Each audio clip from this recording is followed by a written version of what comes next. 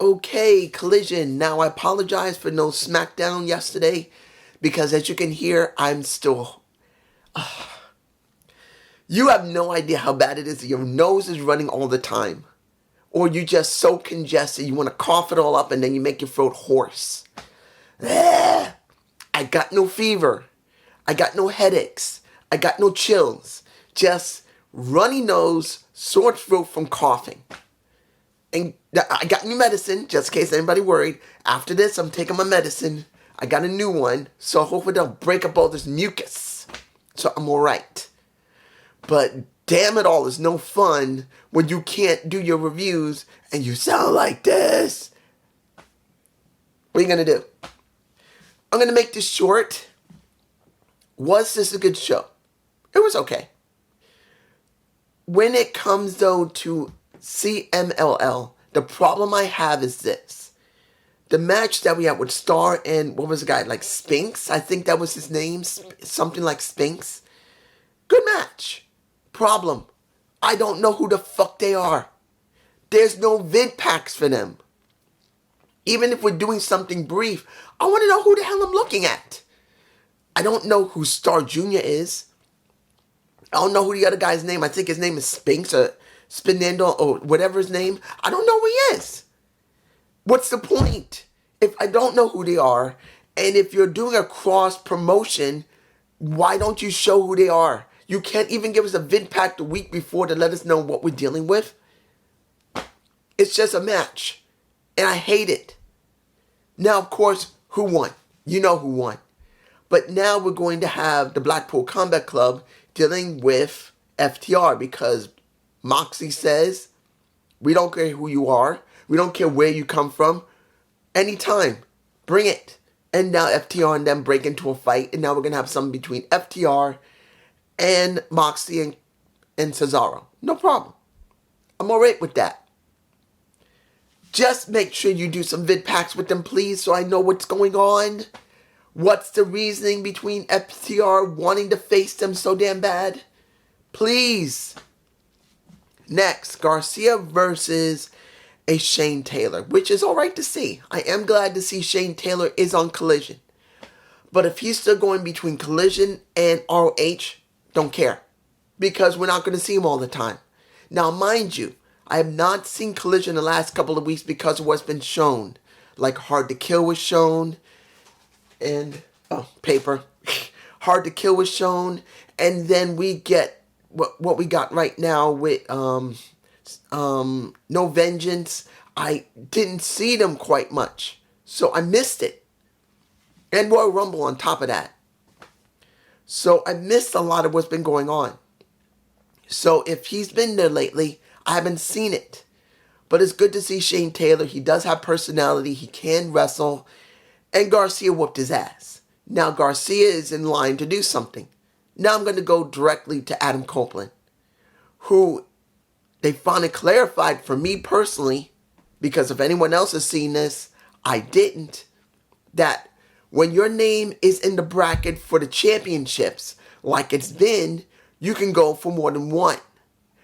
In this case, Adam, due to the fact that Samoa Joe's championship is being dealt with Swerve and Adam Page, Adam Copeland can go either for the TNT championship or the International championship or the Continental Classic, because he can go there. And he does say in his interview with Tony Schiavone, dude, Eddie, I'm thinking even about the Continental. And he says, Eddie, buddy, me and you, it's coming. It's coming. That's good. I can't wait to see Eddie Kingston work with Adam Copeland. This is something I want to see. Something that needs to be seen. Having Adam deal with Eddie Kingston will give him way more validation than he's ever had. Because him being at the most highest level in WWE, no matter if you like how Vince ran the place, he was well promoted, people loved him, and seeing that even though, let's make this honest. You got Edge. This is Adam Copeland. Adam Copeland is not here. This is Edge. Adam Copeland is here, and he's not as good as his former self when he was working with WWE. I'm being honest. I'm just being honest here. It is not that I'm against him in AEW. I'm glad to see him with way more people to work with because he's worked with everybody they're willing. Remember, whoever they're willing to let him work with. Who they're willing to let him work with. That was the problem with Edge, Adam Copeland. He's worked with the same people in the same level over and over and over again. And then eventually they wouldn't even let him work with anybody. That's why he's in AEW. It's not about the big money he's getting. He just wants to wrestle with other people and feel relevant. Even if the relevancy where he used to be is now down to here because that's it. He's cool with that. But now, as he said when he went to the scrum, when he first appeared, dealing with people I've never dealt with before, steak dinner. Steak. And now he's going to be dealing with Daniel Garcia, which he came to the ring and he says, I respect you. You've earned your right to go after that TNT title. But for me, I made as many wins as you. And I feel like I'm ready to try this. But I also feel like I could screw up. But you know what? I still want to do it. Even if I lose 1,000,000 times, I'm going to keep trying. So Adam says, you say I want to see Eddie and Adam together. He says simply, okay, next week, me and you. Whoever wins goes after Christian. And as they give a good shake and he shows respect, Adam holds Daniel's hand and says, just to let you know, now that you've done this, you're in my way. You're going to try and take food from my family's table. Now I have to break you. It's not an offense. I got to do what's ready for my family. And he respects that and he walks away. That was Adam. I'm fine with this. This is good to see.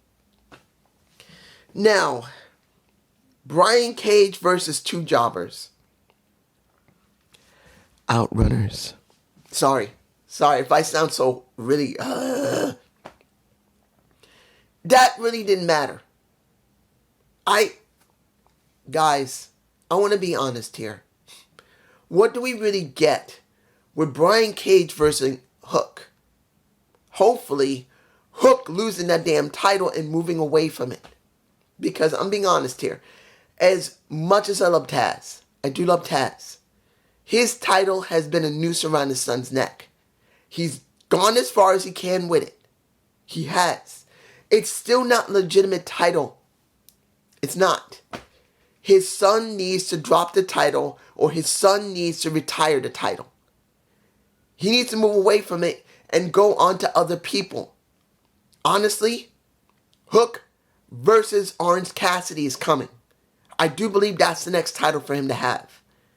I'm hoping that Brian Cage will take that damn title and then Hook will start working with Orange and then let them have a set of matches. Let him have a set of matches to prove that he's ready. I mean, not Orange going up against Hook in several matches. That would be stupid. But Orange saying, you want to deal with me? Let's go. He says no. And this is Hook. No. I'm going to do 7 matches to prove to you and everybody else I'm worthy of that title.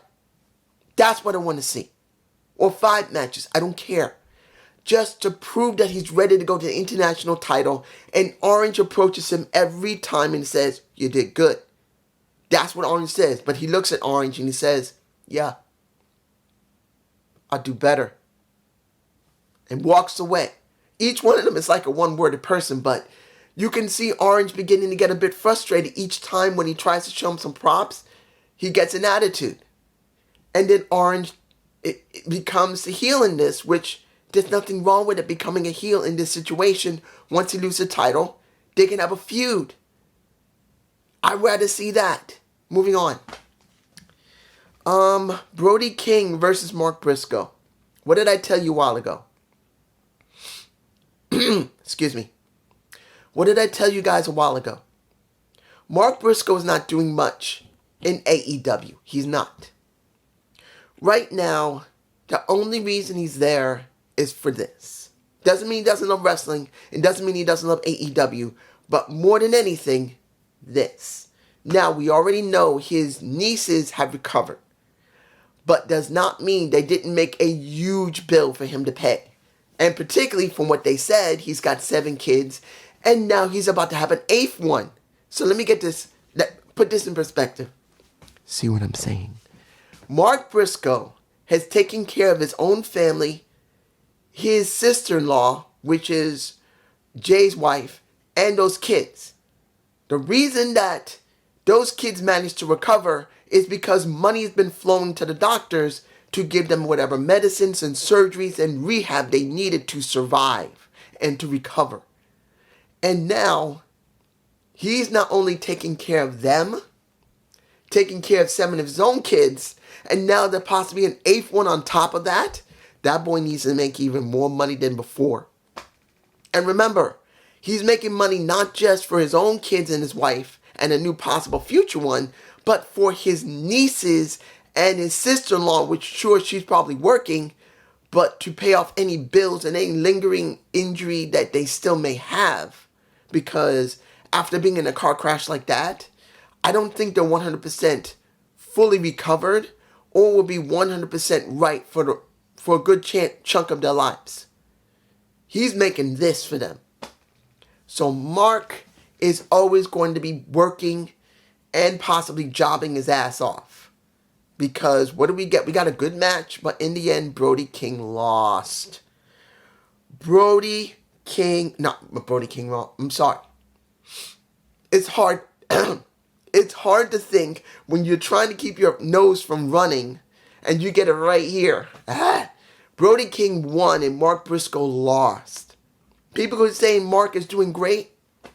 Mark should have already been TNT champion. I'm being honest. I don't want to see him on ROH. He needs to be on regular TV. And he needs to have a title. That's just me, guys, down below. The match that I'm like, in a sense, we got 2 matches in one. We got Kiera Hogan versus Deonna Purrazzo. I gotta say this about Kiera, sorry. I'm telling you this. I've seen her with fiery red hair, and I've seen her with blue hair. This is the first time I've seen her with a orangey blonde hair, and it doesn't fit her. She doesn't look right. She's always looked great with fiery red hair, or she looked really good with bluish hair. But honey colored hair with blonde does not fit her. She doesn't look good. And she loses this match. I say it before and I'll say it again. She's a good wrestler. She can talk well. And she needs to leave AEW. Her time's done. She's not doing anything. She didn't go anywhere in the baddies. She isn't going anywhere in ROH. She needs to just leave. That's me. Anybody else won't care. They'll just say she's a job, let her be there. No. She needs to leave. That's the way I feel that she needs to go. But she did do a great job with Deonna because she has worked with her before. She still knows her. So it wasn't a bad match. But when the match was over, we got timeless Toni Storm. Excuse me. My tasteless Toni Storm. My tasteless Toni Storm comes down to the ring, passing Deonna Purrazzo. And she faces Queen Abanata. I believe Adanata or Abanata. Let me give it to you like this. Now, I've only seen maybe 2 or 3 of her matches, and now she's had maybe 6 matches, nearing 7. Because I know she went up against Thunder Rosa. I think she did face Willow Nightingale and Chris Statlander. So she's faced a good amount of people already. So she is getting used to the roster. Fine with that. And what do you think when you see a Queen Abanata? I don't see a new Jade Cargill. I'm telling you right now. She's no new Jade. She is not. There's no way she's going to be a Jade Cargill. But she's got character. At one point during the match, which was actually quite good, next to she busted her lip a little bit. She decided to piss off a tasteless Toni Storm by rubbing her ass on her elbow. No, on her shoulder. Just rubbing that ass on that shoulder. I'm going like, yeah, girl. And she says, how dare you? And then whoops her ass and then wins the match. No problem. I will tell you that Queen Avenada, I believe, Avenada, she does have potential to be something in the roster. But still, I don't trust AEW's creator. I'm sorry, whether it's Tony or somebody else. It's not written very well. Majority of the women are not doing anything. And now we know, look, you already know about the promo afterward, how she did it. It wasn't bad. But I got to say this now before I go to Orange Cassidy and Ema Ishii. My favorite match.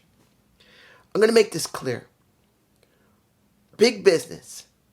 When it comes to Mercedes Moné, I wish she had gone to TNA. But that was before we heard what happened to Scott D'Amore. And if anybody says, dude, Scott D'Amore was not doing that great. Sorry. No. I've already checked. Not one site. 8 different wrestling sites for any information what's going on. And one person left a message saying that Scott D'Amore wasn't doing that great. And I'm not saying he's right. Not wrong. Because part of the creative, he was part of that. And Tommy and Gail have not been doing great creative along with him. But saying that the wrestlers were not happy with him behind the scenes is a lie. Wherever they heard that, it's a lie. Because I went to 8 different sites and looked at the different articles that was written about the entire situation with the new person there. And the most that was explained was this. 1. He already knew nearly several weeks to a month in advance, because I saw 2 different articles that said the same thing, that it was almost a month in advance that he knew he was going to be removed. And it was mostly due to the fact the person who owns Anthem and him did not agree. It wasn't because he wasn't doing a good job that pissed off any of the talent in TNA. No. It was because the current guy who runs Anthem and him did not agree, and he decided he's getting rid of him. Even though he did well, he's getting rid of him.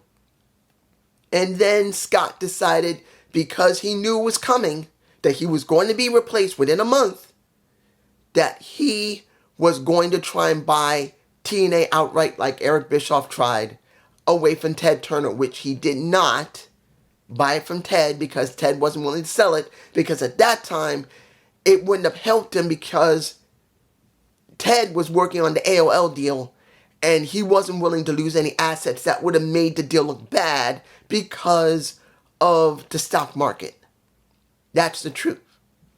So Scott tried to do the same thing. It didn't work, and then they got rid of him. And now, because in all 8 different sites I've seen that had practically 4 different articles written, because they were also using articles from other sites that was like PW Insider and stuff. They all pretty much said the same thing. The Zoom call stated that the talent talking to Gail and Tommy Dreamer, they were not happy. They were surprised and upset. Many of them felt uncomfortable without Scott there because he brought them in and they thought of him like a dad. Not just a mentor, a dad. And that's not even talking about Gazelle Shaw. If you don't know, if you haven't seen a special that's on TNA Wrestling YouTube channel, that she and him have a relationship, they're together. So I have no idea what she's going through. That's going to be a big question what's about to happen. So the reason I brought this up is when it comes to creative, I would rather see Mercedes Moné go over to TNA when Scott was there. But now Scott is not there. And no matter what anybody said, that this new president of TNA is going to do anything, that's a flat out lie, because we don't know. We do not know if this person is going to interject into anything creative, because once he gets something from Anthem's head, because remember, the head of Anthem is the one who put him there. And on top of that, the guy has worked 30 years in media, supposedly on many things, including bringing the WWE to his channel network, that don't mean shit. It just means he managed to do the negotiation and work with WWE. Doesn't mean he was working creative. I don't trust shit until the tapings that Scott did are done and this new guy with the creative team work. And if anybody says you're being over enthusiastic about this, in other words, paranoid, really, we went through this. Tell me what happened with Dixie Carter. Tell me what happened with Dixie Carter. Tell me what happened with Vincent McMahon. Tell me what happened with Eric Bischoff. Tell me what happened in all three of those situations. Yeah, WWE still exists and they made big money, but guess what? They pissed off every fan. And the only thing that Vince cared about was making money through merchandise sales and making deals, not from the fans. Tell me I'm wrong, because I'm not. Moving on to final thing, Orange Cassidy versus Emo Ishii. The Stone Pitbull. This was my favorite because of how much silliness we got from Orange Cassidy. Because Orange was the one who was doing comedic relief. All into the Pitbull's face and didn't get anywhere until he got chopped. And everyone just loved to see Orange Cassidy collapse like a pile of sack of potatoes. It was a good match. But the question now is where they're going to go until Revolution, because we already know that Emo Ishii lost. There was no way he wasn't going to win. I mean, wasn't going to lose. Excuse me. Trying to keep my throat from clogging up is not easy. But you get my point. Emo Ishii lost. We knew he was going to lose. We see the Undisputed Kingdom come in, whoop some ass. But the question now is, what are they going to do next? Is it going to be a tag match between all of the Kingdom and Robert Strong with Trent? You got Orange and Emo Ishii? My guess is yes. They're going to keep doing stuff like this until Revolution. Question's going to be, is it going to be good or not? Don't know. And will it be on Collision or will it be on Dynamite? I would rather keep it on Collision and they advertise it on Dynamite. Letting them do it there, but I don't know if it will. I don't know. Now, I know I'm skipping over other stuff, the segments in the back. I'm going to leave that alone. But let me give it to you like this. It wasn't a bad show. It wasn't. But I don't trust the women's division. And now knowing that TNA has new management, I don't know if Mercedes Moné was going to be safe over there now. I don't know. I'm hoping I'm wrong about TNA. I really do. I hope I'm wrong that new president doesn't interfere with creative. Or better yet, he hires someone new to do creative along with Tommy Dreamer and Gail Kim. That could be helpful. That's what I'm hoping for, but you never know. Peace. And oh, remember, there's going to be no Collision next week, so you'll have to wait 2 weeks. Peace.